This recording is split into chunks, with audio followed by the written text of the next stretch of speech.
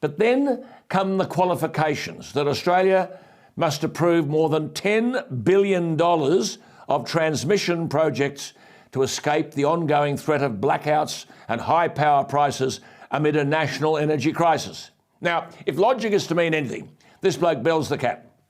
So we've got to have more than $10 billion of transmission projects to escape a national energy crisis. We don't have $10 billion of transmission projects. It therefore follows that we will not escape what Terry McCrann and I and Nick Cater have warned of for years, the threat of blackouts and higher power prices leading to a national energy crisis.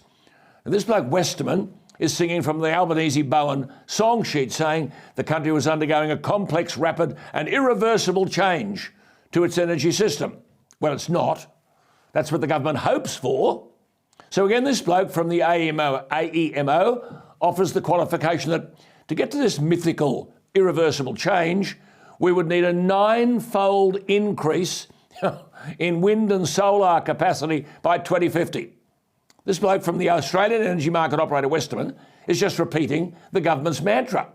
Yet it's meant to be an independent body with a budget of $250 million to, quote, shape a better energy future, unquote. But it now says that coal and gas-fired power is volatile.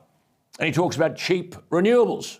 Well, where's the evidence of this? When Europe is turning on its coal-fired power to accommodate the fact that the renewables, with trillions of dollars of taxpayer subsidies and all the hype and hysteria in demonising coal, yet old King Coal is called upon again.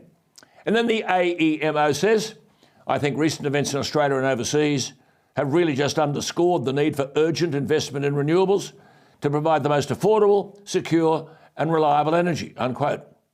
I'll see if we can get this bloke on the program, but they don't come on because they can't sustain the argument, you see. Recent events in Australia and overseas?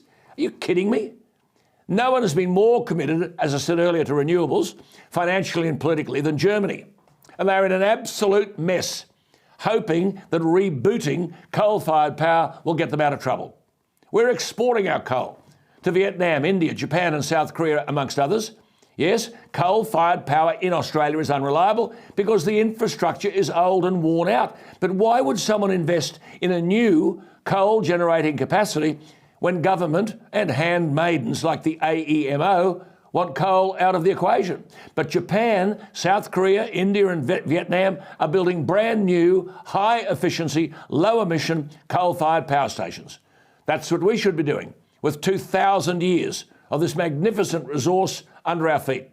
Instead, this outfit, the Australian energy market operator, which tells us we'll need a 9-fold increase in wind and solar capacity, is also boasting that 2/3 of all coal capacity will be shut down by 2030 under their plans.